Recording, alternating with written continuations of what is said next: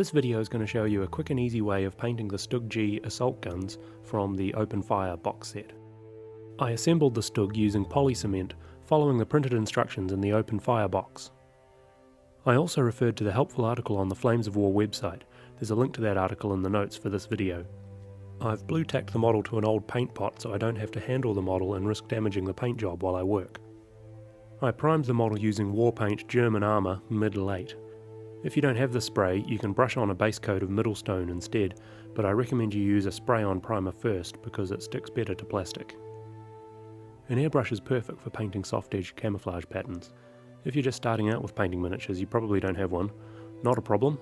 It's easier than it looks to paint soft-edge camouflage by hand. Start with chocolate brown, mixed about 50-50 with Middlestone. Wipe some of the paint off, then paint on your camouflage pattern using a stippling motion. You'll probably want to use an old brush for this because it's quite hard on the bristles. You're aiming to get a soft, feathered edge.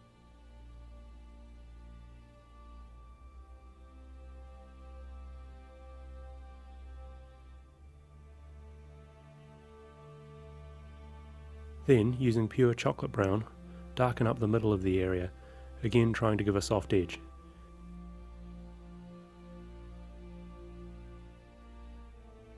You'll get the hang of this quite quickly with a bit of practice, so don't worry if it's not perfect at first.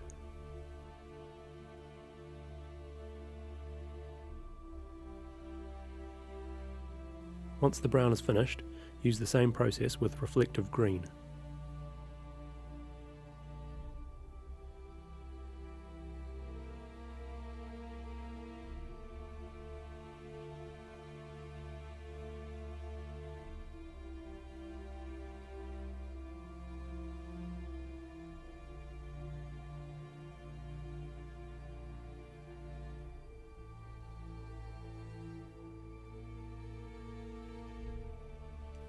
You should aim to have the brown and green cover about a quarter of the vehicle each, with about half of the surface left yellow.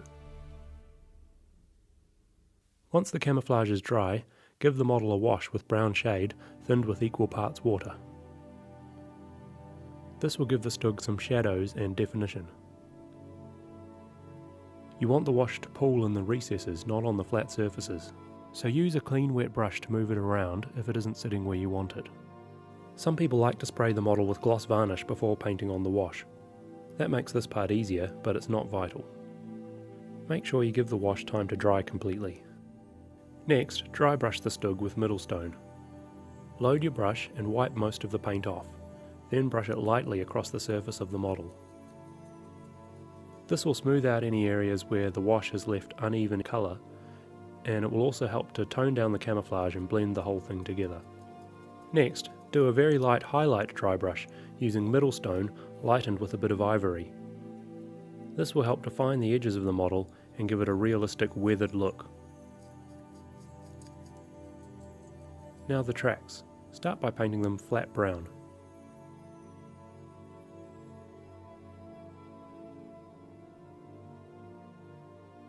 Then lightly brush gunmetal grey onto the raised areas of the tracks.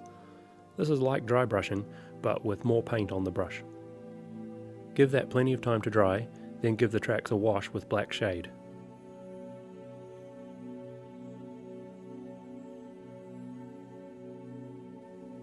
Paint the machine gun black, as well as the rubber tyres on the spare road wheels.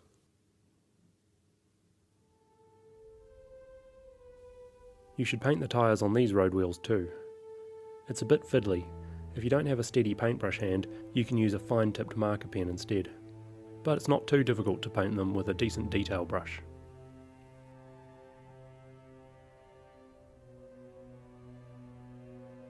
Lastly, dry brush a little gunmetal grey onto the machine gun. You can paint the buttstock brown if you like, some were made of wood, but by the late part of the war they were mostly made from an early plastic called Bakelite, so I'm leaving it black. All done. A quick and easy paint job. With practice, you'll quickly learn more advanced painting techniques, but for now this is a good method to get your StuG G Assault Guns ready for battle. You can use the same colours and techniques to paint your Pak-40 anti-tank guns and the launch rail of your V1 flying bomb. Thanks for watching.